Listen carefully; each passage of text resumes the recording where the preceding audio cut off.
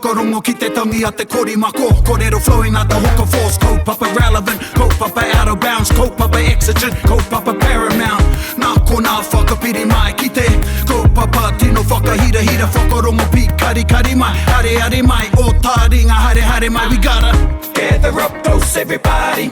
Gather up close everybody. Kani move that body. Kani move that body. Kei aku kākā haitara, kei aku kākā kura, tēnā rā koutou katoa, anei māua ko hoki mai, me te o kākā. Mā koutou, e ngai taringa ko piri mai anō i tēnei wā, anei māua ko te puaheire e mihi atu nei i te pokapū o Taringa. I raro i ngā manaakitanga a te wānanga o te roa. And of course from te piki taone piki auahi bustling metropolis of Te Awamutu. Tēnā rā koutou katoa.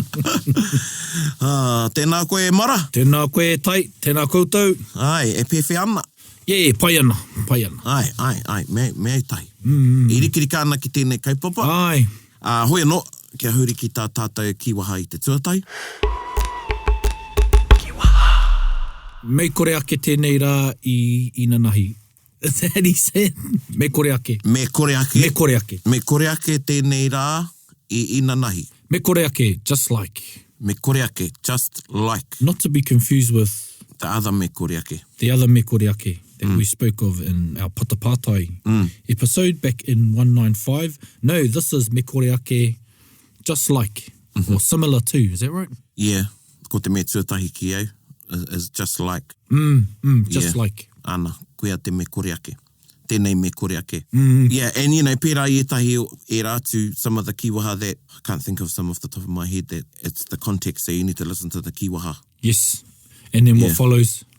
So this one's just like, so me kore ake te one that Timothy, or Sir Timothy, I've heard him saying, me kore ake te poaka. Ai, ko rangona. Yeah, just like a pig. Yeah, just like a pig. Yeah, and you know, te kōrero tāwai mura, we'd put this on a scale from 1 to 5, and I said a 5, but I think mo te whakamahi whera, as a standalone, And a standalone, yeah. it's probably around a 2-3. Yep. Yeah. Had a high 3. And that's not saying that pigs are bad either. No, he could have been referring to a person that was very smart. Tika, because he kerewa te poaka. Me kore ake te pāpā. Just like the father. Yeah, just like the father.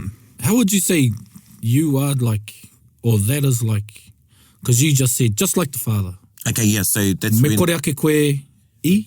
Ko te mea e whakarite ana ka noho tuatahi. Okay. So, me kore ake te pāpā I aia. Kia ora. Yeah, so he's just like his dad. Ai, kia ora. Pai tēnā. Yeah. So the person you're comparing, they follow They follow. the comparison. The compared. Yeah, the compared. The compared one. The compared one. Oh, you know someone ne kaukau ana? Oh, it's just like a fish. Me kore ake te ika I aia. I aia, kia ora. She's just like a fish, meaning swims like a Ai, fish. me kore ake te Taj Mahal I tō whare. Ai. Ai, yeah. Me kore ake ngā Kākā Wahanui I enei kaikōrero. Ai, pai tēnā. Me kore ake nā Kākā Wahanui I enei kaikōrero. These orators are just like the skilled speakers, big mouth kākā. Big mouth parrots. O hea te, I te me koene te kaupapa, hea te, Yeah. me kua roa, mai te wā I kōrero tia I te Kākā Wahanui. Ai. And ākua nei pia, we talked about Kākā Wahanui in the episode on kupu whakarite, and I'm sure we know what Kākā Wahanui he kupu whakarite. Ai. Mo tētahi pai ki te kōrero. Yes. Pai ki te kōrero, pai ki te taki kōrero, pai ki te whai kōrero. Ai. Ka kiara he Kākā Wahanui. And I think, well, I know in some of the examples we'll hear great exemplars Ai. of Kākā Wahanui in that they're expounding their Nice. whai kōrero Ai. on the marae. And one of the examples we've got is actually in the whare. Yes. But that doesn't mean that they're not a Kākā Wahanui. Kia ora. I'm giving him a confused look. Yeah, well, ko te whai kōrero me atua tō reo. Kia ora. Kei tētahi taumata tō reo. It can almost sound like yelling to Yep. people. Well, you need to make sure that your voice is projected Ai. on the marae. And in addition to that, when people say, when, you know, people that don't really know what's happening or can't understand, they ask a lot, oh, why was that man growling you? Yeah. I was like, actually, Ana. It's something that we should be mindful of, particularly in today's settings when koutou e mahi whai kōrero ana. He nui nā hui, me hui nui. One of the big gatherings. Etahi wā kei reira ngā reo irirangi. Ai. Sometimes there's radio stations there or there's microphones and things set up on the marae. And e ki te anau I nei rānei, a lot of pū kōrero or kaikōrero ka haere ki te microphone, ki te hopu reo. And there's no need to project your voice because you're speaking on a microphone. Yeah. But ki o kōku whakaro ene, it can detract or take away from the wairu of the whai kōrero. Kia ora. Because then it can just turn into a bit of a talk. Or an intimate address, whether it loses its, I like this word, je ne sais quoi. Or it's ihi, it's wehi. Kei te oka ka whakaro, I haere mātou ki te whakamaharatanga o nā pakanga ki roto o te whakatōhea. Ai. And at the pōwhiri, there were 2 microphones set up on the tangata whenua side, te whakatōhea. And ka tua te kāhautu. And it was really neat. So, because you can plant yourself in front of a microphone, and all the panache that would normally be seen, yes. ko te wana tēnei o te tū, is bereft because the pū kōrero has planted himself in front of the microphone. Ai. You take that creativity away from the prancing, the walking, and all of that. Te kauhautu, he used these 2 microphones to his advantage, which were about, I say, 5 meters apart. Oh, wow. And he'd say one kōrero over here, this microphone. Yes. And then I remember he had a patu.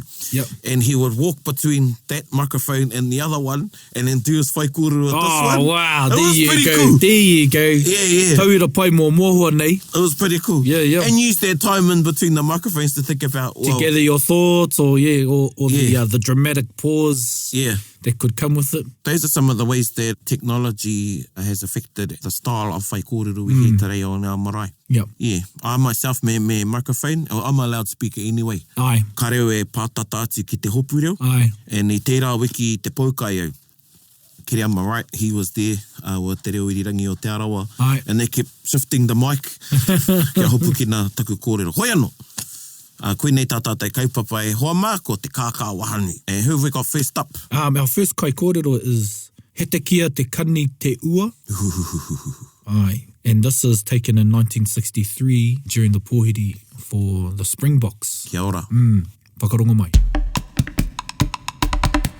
Baby o! Wāwhinika!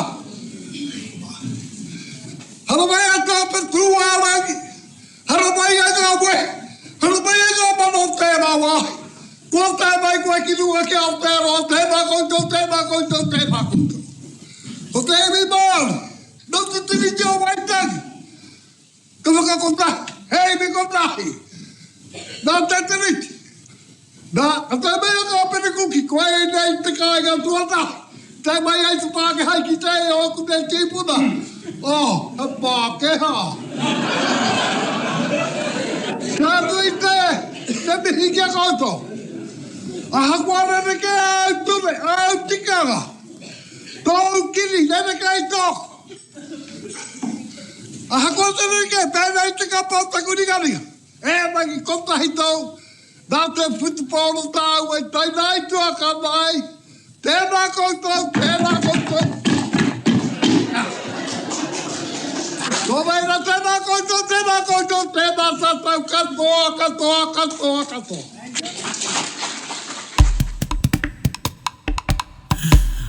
And he gets a clap. Aye. Before we talk about what was just said, can you give us a bit of a kōrero about who this person is? Nō reira he tohunga tēnei no te aitanga mahaki. He tohunga, he Kākā Wahanui, he rangatira. Kia ora. I ara take I tana iwi. So he was a renowned orator, a leader of his people of te aitanga mahaki, tūranga nui a kiwa and te tai rāwhiti in general. And this is kōrero shared with me by people who spent time with him. Kia ora. And I looked up to him. He commanded a presence. And one of the stories shared with me by Ngā Pōwehi, Uncle Bub, the late Ngā Pōwehi, one story shared with me, you'd be walking down the street and see he te kia coming towards you and people would cross the road. Wow. Yeah, because they were so awestruck by him, and he was well known to dress. He was quite a dapper dresser. Aye. Always wore a 3-piece suit, pocket watch, and would wear mako earrings or traditional costume. Wow. So he would stand in a tīpare along with his Pākehā attire. Ai, kia ora. Yeah, and he was an expert on tikanga, expert on whakapapa, history, me rāhuatanga katoa. He was a supporter of the kingitanga. Kia ora. He was a speaker in the time of Kingi Koroki, and he supported when Te Atairangi Kāhu ascended. He supported that. He was one of the supporters of our late Queen. Yeah. And his name is he mana nui tonu tōna ingoa nea, te Kania Takirau. Ana. That says it for me. Te Ana. Kania Takirau, who was given one of the rights of refusal of the kingitanga. Ai, Yes, koia. and it was, hence the reason why, Yeah. for his support of the kingitanga. He also married te tamahine Apira Nangata, Kia ora. te Rina Ngata. Yeah, e koina e tehi kōrero mo hete kia. He was taught by a tohunga te Pairi Tūterangi. Kia ora. A renowned tohunga, orator, keeper of traditions, customs, ritual of Ngai Tūhoi. So he was taught by him. And because I want to bring out that for our listeners, because I don't think we'd ever come across people like this now, and together they just at least get an idea of how big the mana is. Big the mana. Big the mana is. Big the mana. For want of a better phrase. Pai tērā, big the mana. Big the mana. It's a welcome to a rugby team, and in particular, the Springboks. It's the 60s. The history of apartheid and whatnot is around. But he still says, mana nui o tērā whenua, haramai. Me ngā wehi. Me ngā wehi. Yeah. He alludes to ka mei aha pēnei te wairua, koe rereke a koutou tikanga. So Yeah. don't forget, this is the time when South Africa was still in apartheid. Kia ora. So it's quite interesting to me. Look what happened in it was the 70s or 80s, Yeah, the the Springbok tour and Springbok tour, the protests that happened. Aye.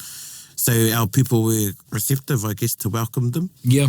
And he touches on that he rereke a koutou tikanga, and I believe he's referring to the apartheid. The apartheid. And yeah. then he makes reference to the colour of his skin. Kia ora. Yes. Because he was quite dark in complexion. Aye. Yeah, he had a presence, and if you see some photos of him, he pai hoki ki te haka. Kia ora. What I like about this example too is it's short and sweet. Yeah. Ka rongo koe I aia, that sound is him doing a tī patapata.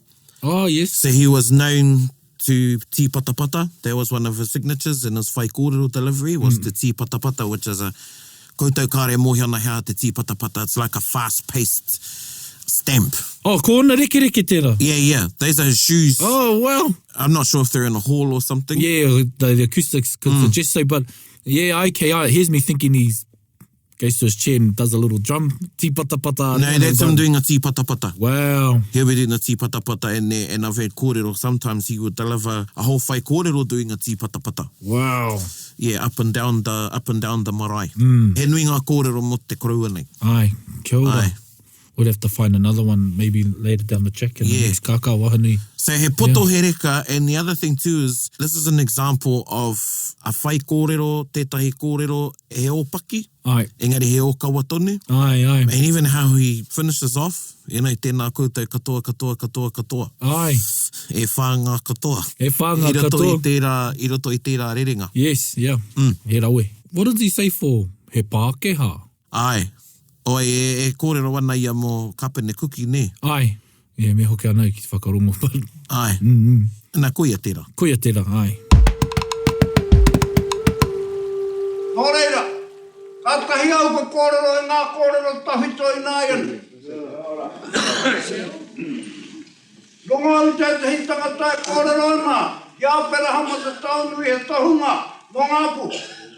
Koia kei te mōhi oia ki ngā kōrero a tōna tahunga. Rongo au te tahi tangata e kōrero ana ki ngā kōrero a te kōtu, mōhi oa mai a ki ngā kōrero a te rā tahunga. E te tehi tangata I kōrero, ki ngā kōrero, ki ngā ohaki kōrero te rātanga, e mōhi anai a ki ngā kōrero. Me hoki au, ki ngā kōrero, ka rau e rangona ki a kōrero tia, ko ngā kōrero a tāwhiao, e poropiti he kingi hoki. I muatu I te tiunga o tāwhiao he kingi. Ka whiri ta motu katoa whiti atu ki te waipauna. Kia kimihia he tangata hei puru i te totu. Luenga nui a tātou katoa i te ui māu. Me he mea kārei puru a kote te hi tangata muamona kua paunu atu au te kai. Ka kōrero tia, e ngā iwi katoa, mea tua tahi tonu. Ko te mau mahukara ko tarana. Ko tōna tangata, ko piri ka wau, e teina no. I tono kia te atiawa, kia hokae tia koia heki. Ka te heka kia tua te atiawa, e noho kai i te pupuru i te kiwe ia teke i te rāpitoa wai katoa e pupuru maia. Nō reira, hei aha tāutaka, ka te heka tukuna kia tūroa ki te kaumātua e tū mai. E kōrero mai rei whea koutou ngā kaumātua. Kari e mohiu i te kaina tātou ngā kaumātua e nohoi. Nā te tari maori nei, ka te hei tātou ka huihuia, ka ki te tātou ia tātou ka pātai e tana pātai. Ka rei hokae a tūroa ki aia ko te take. Ko tāna whenua he te tiro kai te tāta ki te ranga. Te kaumātua e kōrero mai ra ko hiru hara. E titiro kai ki te ranga, ka rei matara te titiro. Hei a te take, engari tukua ki a karauria. Ki te hei tangata. Ko korei Māori, he kōrero Pākehā katoa ngea na kore. Te tangata o Ngāti Kahungune. Te uri o karauri. Ka whiua te kīngitanga. Kia karauri, kārea karauri e whakai. Ko te take. Ka mate te tangata i te hau. Ka te hei ka kōrero a karauria. Me tukua. Ki te maunga e tū maira ki hikuranga. Te kani a takirau te tangata. Hata he kāki, Ngāti Porou tēnei, e noho nei, e noho nei. Ko te kani a takirau te tangata. O ai a ku te awa, ko hikurangi te maunga, o Ngāti Porou tēnei. Hata he kāki, a te kani a takirau. He hatou te take kia pōwhingi a wau he ki. He kingi tau a wau o te pōmaira. Ata ko maunga ko he kurangi, he maunga tūtou. Kaore e neke. Ata he ka kōrero tia, tio hia kua ia te heu. Nā, e noho nei tau a tāna. Ka kia te heu, kātika. Ko tongariro te maunga, ko taupō te awa, ko te heu te tangata, engari he kō aro te kai oro tui tana. Ka rei tika māta tangata, karaua te kaki. Hata eka whakahoki a ki a te amoha. Nā koi a te rata tangata.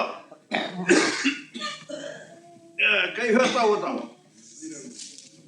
Hei hatonu, kei roto i te hui te une. Ko te amoha o te tangata, ka atia ki a te amoha u. Kātika. Ko ngongo te hate maunga. Kura tori a te moana.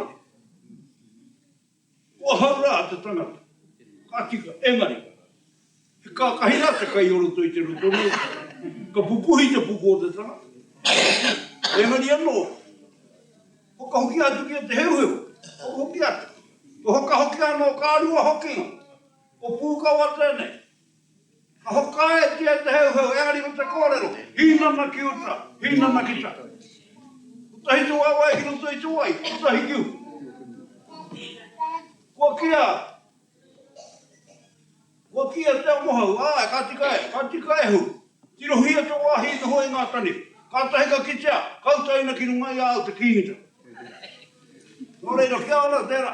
Ka tū te kīngitanga ko pōta tau. Katoa.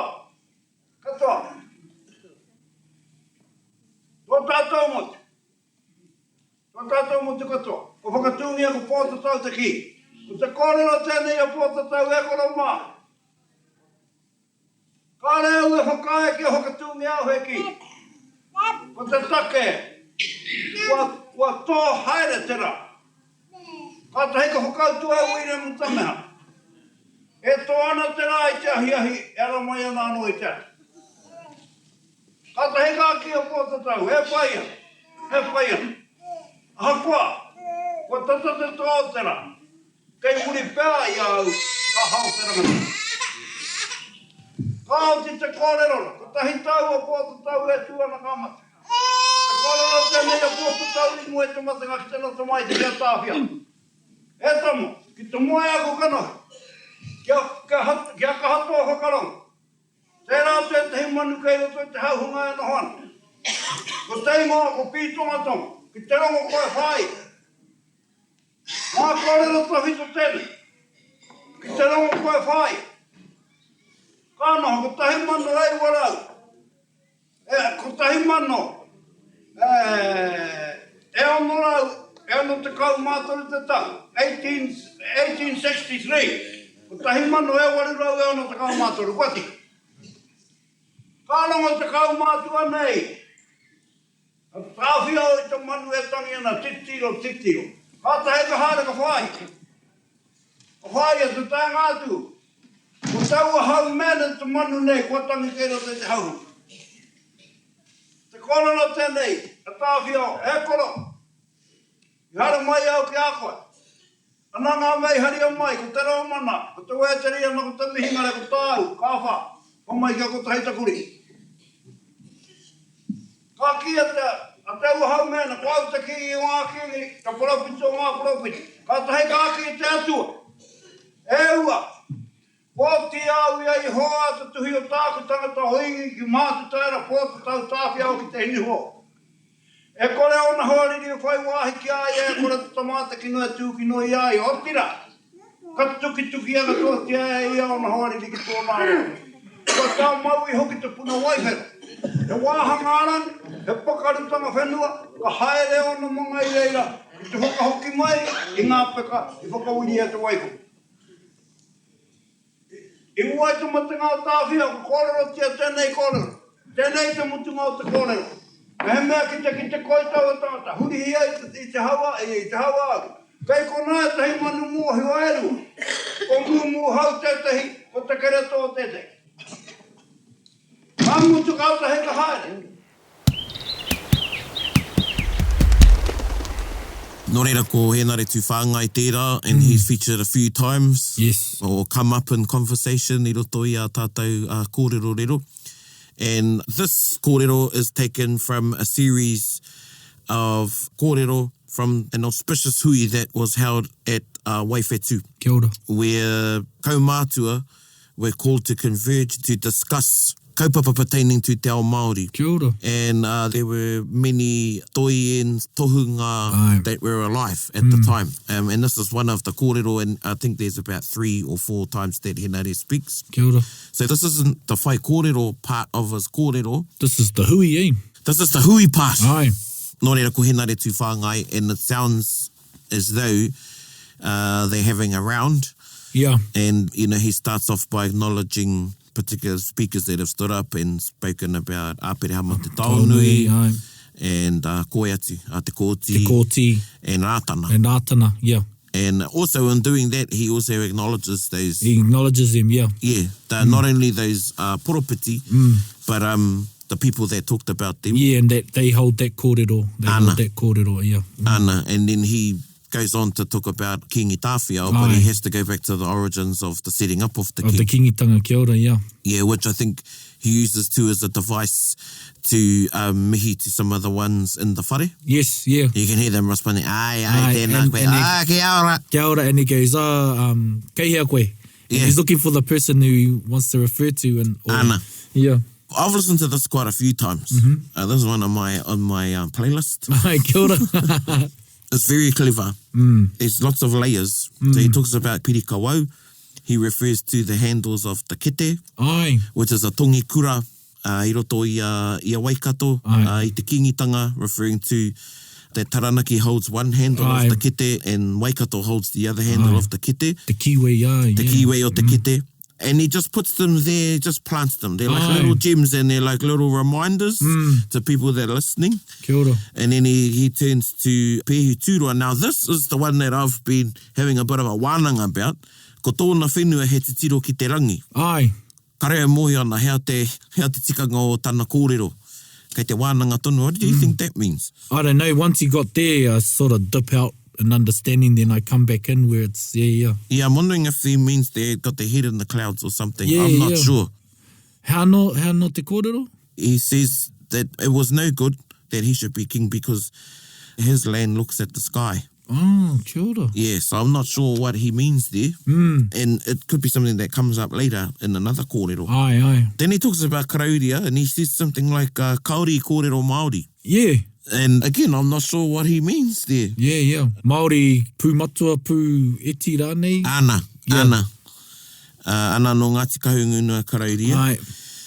The other thing too is when Mātene Te Whiwhi and his entourage went there and he had some whakapapa experts with him. The whakapapa of karauria didn't match up. Didn't add up. Yeah. And then he goes to Te Kani a Takirau. Aye. And he does a really cool thing. He changes mita. Yes. Or tūreo. Yeah, kia ora. Yeah, and pokes a bit of fun, I guess, at Ngāti Porou, who are also in the wharenui, Aye. of which he opened. That's the other thing. Henare Tūwhāngai also was the officiating tohunga. Yes, he goes, In the time of King Koroki, Aye. this wharenui was open. He makes reference to that in He another touches kōrero. on it, aye. In another another kōrero. one, aye. And he uses their rangi, he says, awau Awau, and aye. pū for tonu. Kia ora. I roto i tana kōrero, which I think is pretty cool. Yeah. To have a kaumata of that standing, and just to show that they had a bit of fun. Yeah. And we say that, we've mentioned that how when kaikōrero know the mita or tūreo of the person they're responding to, it's quite the compliment. Ana. And then he goes to te heu. And these are some of the reasons why those ariki, those rangatira, didn't agree to. They knew that by upholding this office that they'd have to have lots of resources, Aye. particularly food, Aye, to kia feed ora. people at the big hui. And he had kōaro Kōaro, aye. in the lake, which is a little ika. And then te amohau, his kai is kākahi. Kākahi, aye. And again, he changes his tone. He goes, Yep. ko ngota te maunga. Aye. Yeah. Aye. Yeah. I heard that too, kia ora. I'm thinking, who is he emulating there? Yeah. In their kōrero? And then he goes back to te heu and the kōrero that te heu said, tirohia te wai e noho nei ngā taniwha. Then he goes to Pōtatau, and then he mentions what Pōtatau said, the sun Aye. is setting. A setting on me, yes. Yeah, 'cause he was- into his 80s, Yeah. well in there. He was fatigued from war. And, Quite old. Yep. And then Wiremu Tāmihana said, well, the sun goes down in the evening and then it rises again, in the morning. And in then, reference to his progeny, eh?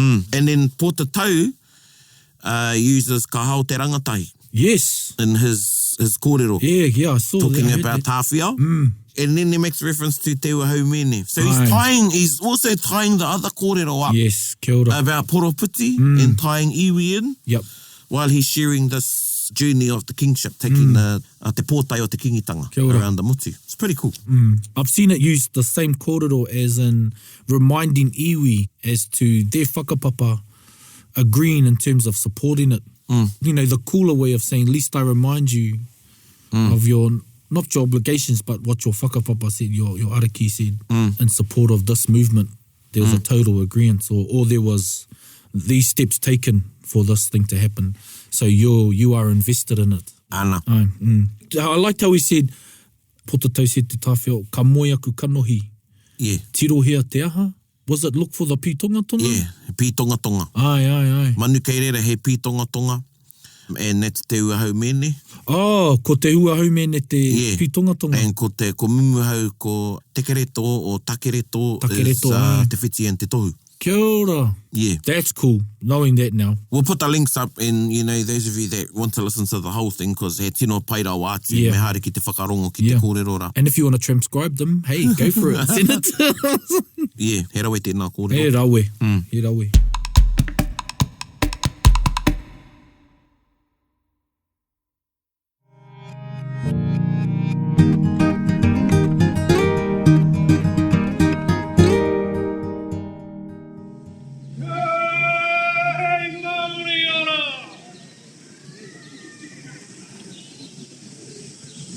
Te papa whenua takata nei, te puna papatua nuku, tēnei te mihi nei ki a koe, tēnā koe.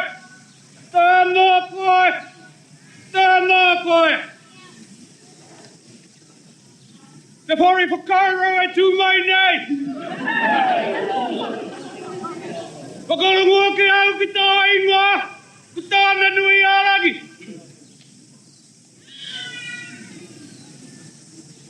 Nō reira ka taki nā ka takawa māngi au ngā o ka taki nā takawa. Whakarongo rā tāna ki te hurama ki te pōka ka ki te tāura ki te tāuira. I te mui honga pūnga wea ngāri te wātaka i te arara, i te arara. Nei rā te whakahua i hoi ngā maungata puka tupu au te raki ko te hita te raki. Hita ke mai ko te tapu ko te mana te mōri o kātua. I haua mai nā i o matua kore kakata ki na ki ruka ki tēnei whare. Kia mahea te hua mā ki hiki ruka ki tēnei papa. He papatata ki nā whati nuku nā whati raki tēnei whakatu ke tā raki. Hiwa ra tau mai te mauri. O mie, hui ai.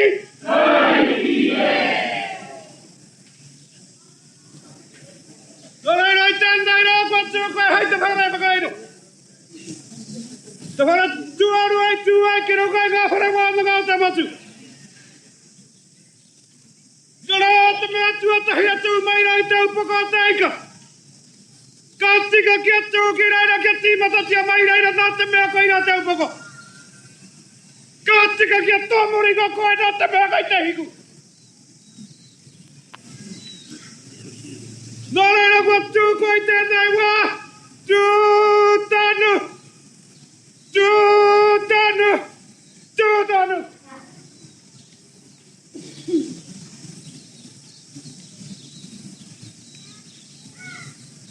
Kia koutou ki ngā rangatina Māori aruka i te whare wātaka nei, o te marae nei.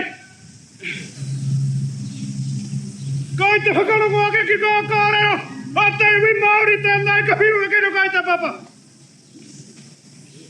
A tau toku ana i e Kākōrero.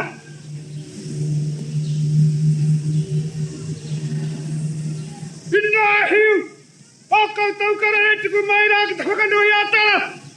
Ki te wānanga, ki te koutou e mahi a nei mahi.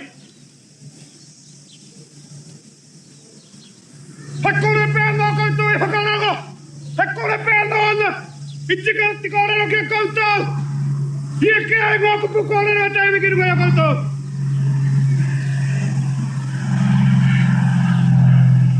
Tūtanu mai te tahi o ngā tihi. Mā tauranga. Ngā kore wānanga. Apuruhi pīki. Nā mā te kōrero. Ka tāia te whenua te hoko. Agari ko te mātauranga. Ka mautonu, ka mautonu. I maharau he takata mātauranga. Ka puta iaia ko te kōrero. O te waiata, a ngai tūhai. A waiata tia mai nai koutou. Mā te mātauranga e mau ai pata whenua. Nō reira ka Whakarongo ki e nei ahua te Kākōrero. E puta mai nei ngā mātauranga. Ka pēnei te whakaro. E haranua ke. I te whare wānanga. Ako i tēnei mei te mātauranga.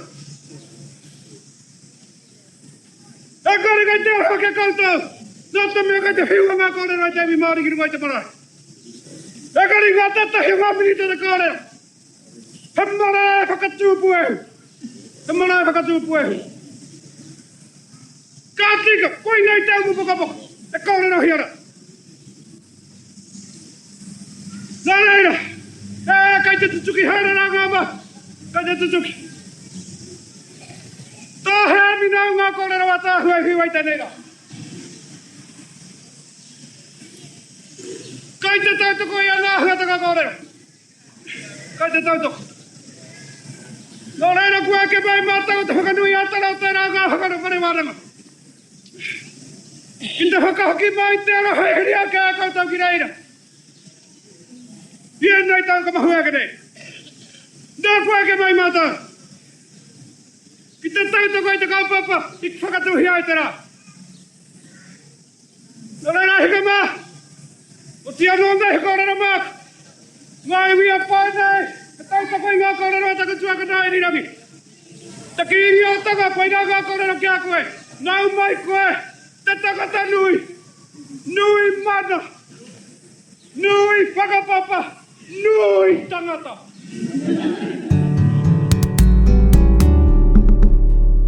You mentioned how Hetekia was someone who commanded a great presence and people would cross the street when they would see him.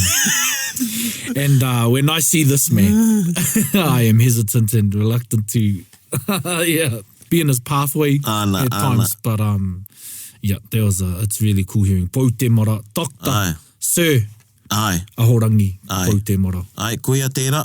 And kei te taumata tonu a tāpou, engari, I think this is an example of when he was in his prime. E rongoa nei te wana, e rongoa nei te ihi o te kupu. Kei te rongo, kei te wehi te iwi. Kei te wehi, ai. You know? Ai. E muana te marae. Ai. Apart from that one part in the start where he makes a little joke. Yeah.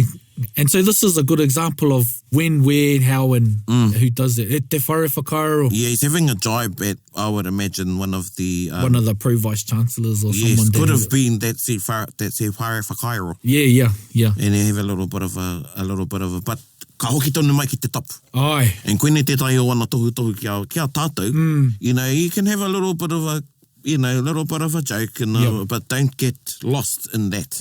Yeah, don't go looking for laughs, eh? Ana, koe hoki. It's not a stand-up comedy show. Just before we finished in that segment, he says, koine te umuta poko. Yeah, te umuta poko. Te umu poko atu. Atu. Yeah. So from a joking part to that part, meaning this is still the pit, this is still the ovens of Tū Taringa. So, yeah. And he contributes to the karakia that would have been employed to open the house.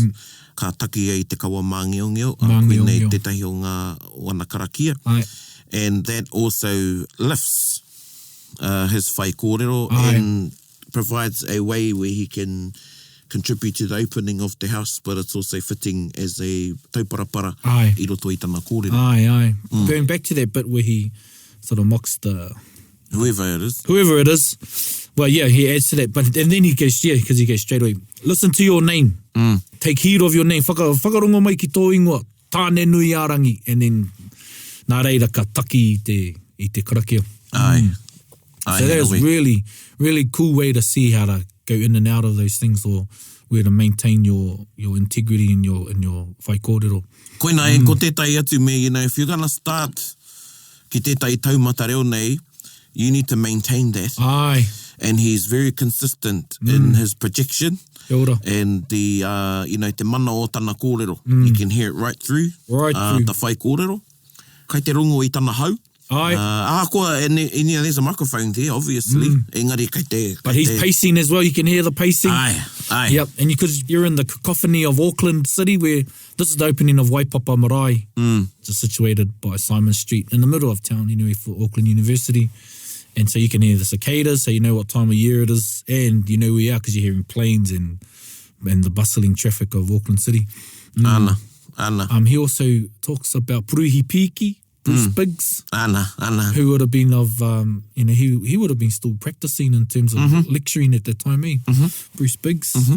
And the kōrero, he says, you can lose land, but you can't lose knowledge. Te tikanga. Oh, that's the challenge to us. Aye, yes. I think it's koina e wero nei ia. Yeah. I te iwi e whakarongo ana. Yeah. I would imagine he would be doing his whaikōrero with a range of probably a tiripo. Yeah. Toko tiripo. Who knows? I'll ask him one day what we were using that day. Yeah. Okay, I don't remember.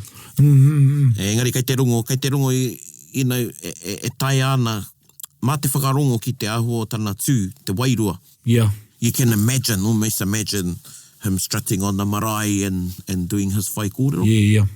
And he was a man of commanding stature at the time, eh? Ai, ana. And then again he goes, ka mihi e ki te kingi o Tonga must be, nera? Yeah, kei reira te kingi o Tonga, ai. And he says, nui mana, ai. Nui, how te me tuaru? Nui mana. Nui... Whakapapa?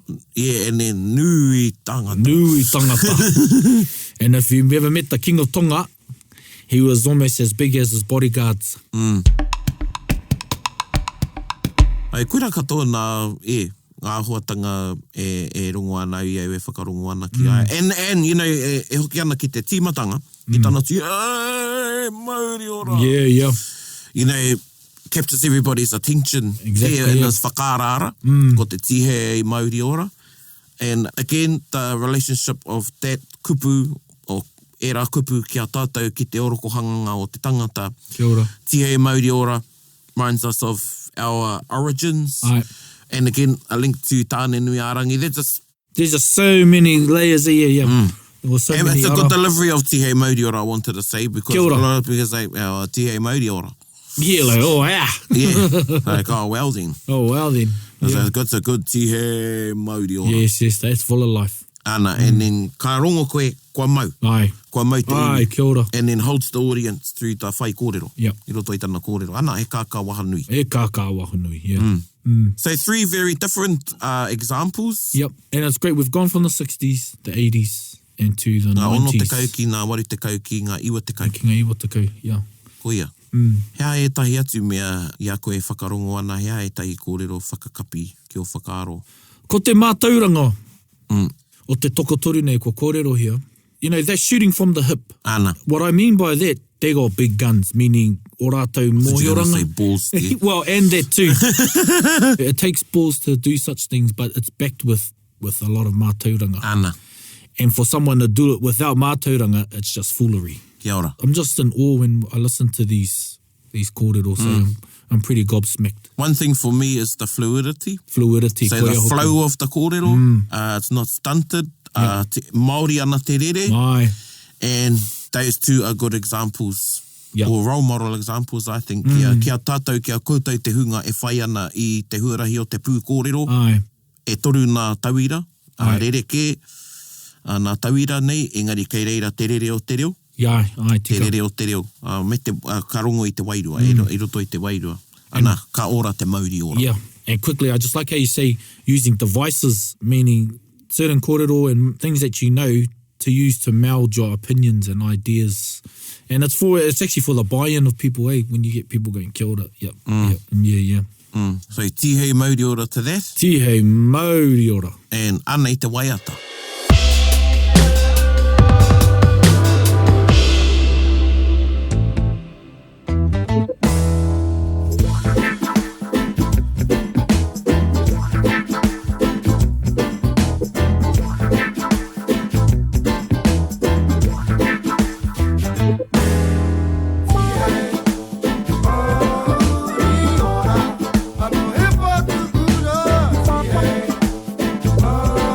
Hey!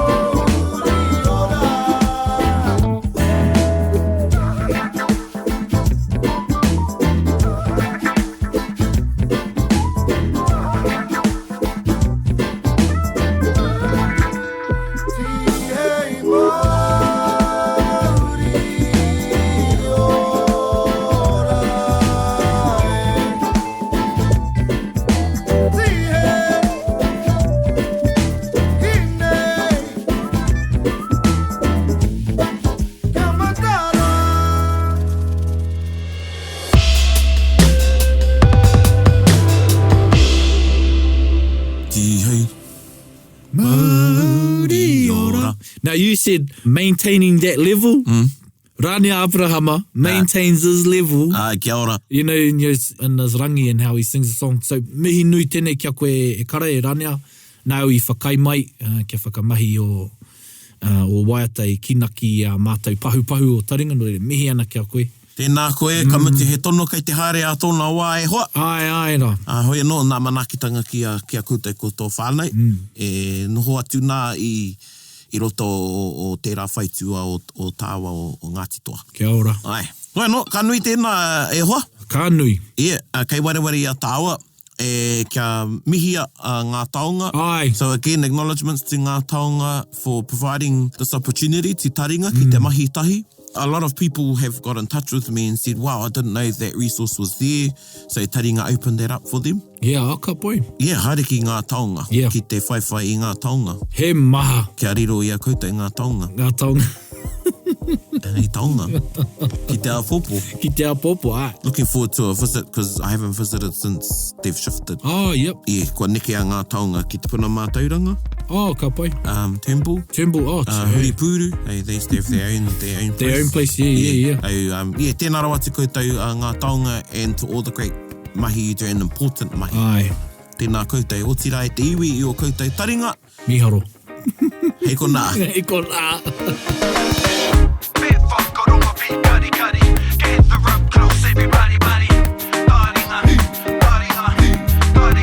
Yeah, tahuri mai ki o Whakarongo ki te tangi a te kori mako. Kōrero flowing out the hooker force. Kaupapa relevant, kaupapa out of bounds. Kaupapa exigent, kaupapa paramount.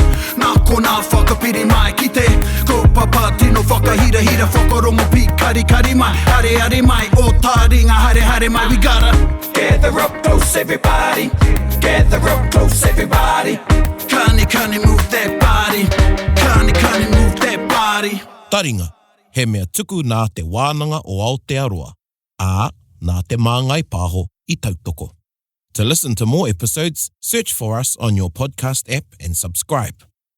Taringa, whakarongo mai.